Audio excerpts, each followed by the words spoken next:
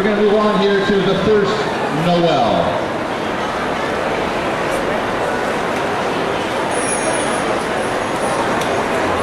For those of you who are just joining us, we will play through it one time by ourselves, and then I'm going to turn around and conduct you, the world's biggest tuba choir, and you guys are going to sing it, okay? So this is the first Noel.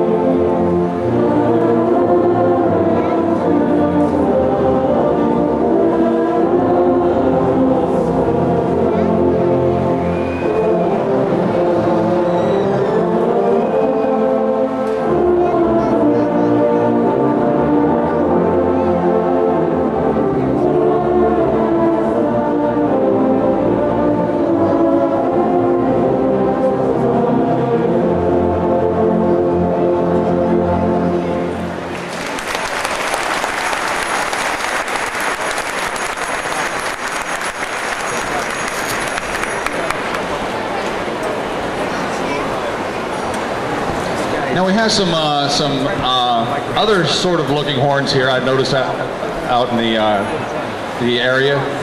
We have a trombonium. Any other tromboniums? That is that's really a baritone shaped differently. We have a flugabone, or is that a contra? What is that? Marching baritones. We have any other marching baritones? Okay, or baritone players who march. Okay. And we have some contras. Contras, can we see those big things? Typically see these in drum corps. And any other peculiar instruments that I'm missing here? No, not peculiar people. That's no. Oh yes, this is a little E flat piece that Jupiter made. Fantastic. Okay. And Pete over here has an oval shape. How many oval shaped horns? I see some oval shaped European type euphoniums. I saw a couple of them. Where'd they go? We scare them away? Oval shaped German type euphoniums. Typical in a German Oompa band.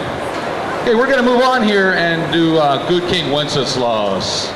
Remember, we're going to play it through one time and then you guys sing along.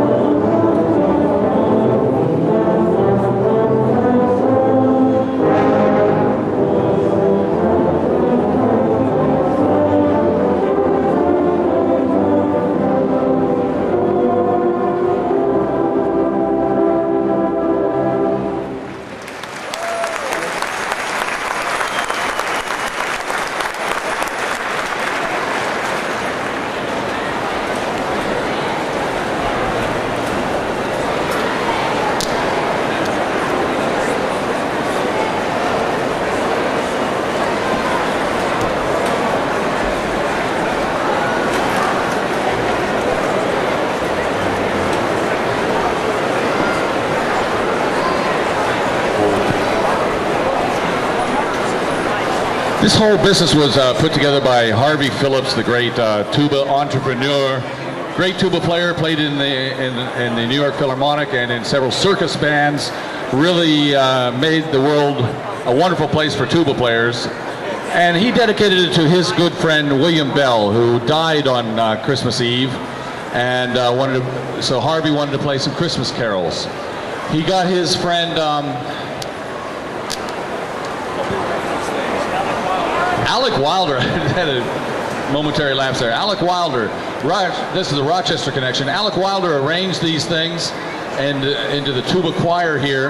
And the legend is that Alec Wilder did not have an A flat, or maybe it was an F sharp. Anyway, he was missing a note on the piano that he was playing, and so that note doesn't appear in any of our tunes here. Somehow or another, he managed to make it be beautiful. We're going to play The Holly and the Ivy.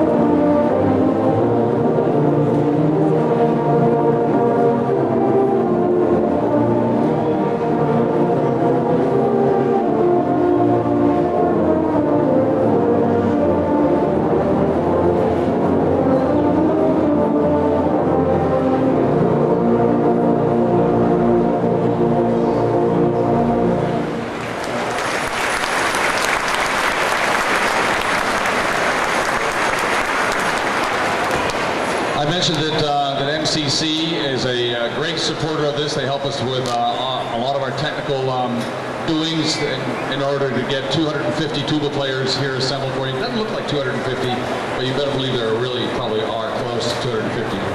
Out at MCC, and this all began 25 years ago with the good works of Joe Baker, who was a private student of mine at the time. Where is Joe Baker? Somebody point to him. Joe Baker. Where is he? Joe, come on out here where we can see you. Holy cow. Somebody let Joe Baker in. Let him in. Bring him around. Somebody let Joe Baker in somehow. Here he comes. Come on around, Granville. Can he come through? Anyway, while Joe's coming out, I'm going to explain that Joe Baker, the guy behind the sousaphones there, is the guy that has made this work all these years and has got all the information out to our tuba choir, when we're going to rehearse, book the arrangements, book the place and everything. And if Joe could come around here, let Joe in. Somebody let Joe out. Come on, that's Joe Baker, let him in. We're talking about him. Make a hole, make it big. Can you make it, Joe? How about a big hand for Joe Baker?